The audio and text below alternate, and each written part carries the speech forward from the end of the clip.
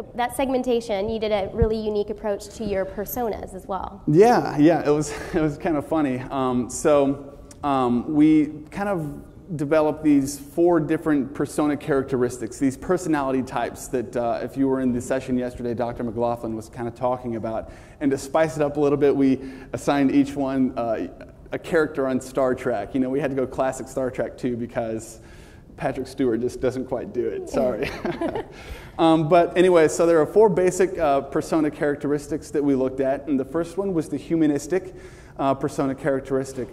This person is really going to connect with human interest stories, and they're going to be very touchy, very feely, and if you have any sort of charitable endeavors that your organization is carrying out, they're really going to connect with that.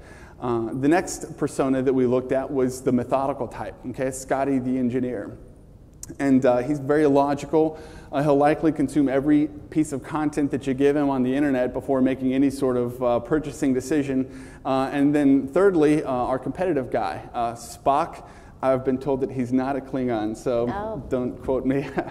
But let me see, he wants to be the first. He wants to know that what he's doing is really making a difference. He's very results-oriented. And then lastly, we have Captain Kirk, who's a spontaneous guy. You never really know what he's going to do. He's more like in the B2C audience.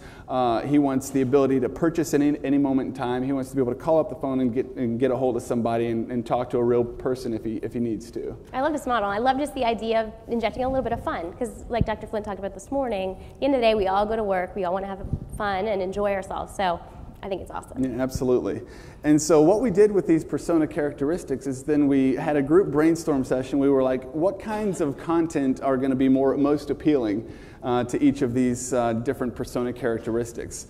And then we used this group brainstorm session to identify what pieces of content we have and what pieces of content we're lacking, and what we need to create moving forward to accommodate all of the different persona types.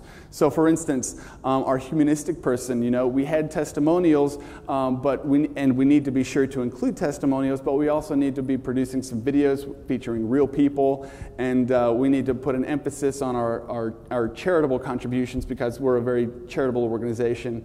And so they would really connect with, our marketing with a purpose to really appeal to that persona. Whereas the methodical folks, they're really looking for case studies and product spec sheets and long copy, which we definitely created, not nearly as vast as MarketingSherpa, but a very large case study library to serve to the people who are looking for this type of content. Your competitive person, they're looking for side-by-side comparisons, feature functionality between you and your competitors, things like that.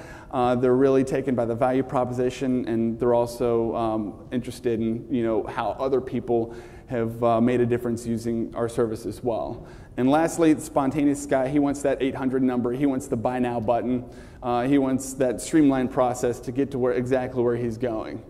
So long story short, we used the market segmentation model to create the information architecture of the website, how the pages should be structured, what information we should be serving to our audiences, and we use the persona characteristic and content exercise to really identify what pieces of content we really need to be creating to serve to our audiences. Again, so customer focused. Like, you couldn't be more customer centric than creating these personas, getting in what really appeals to them, and then delivering that and building your whole website around it. Absolutely.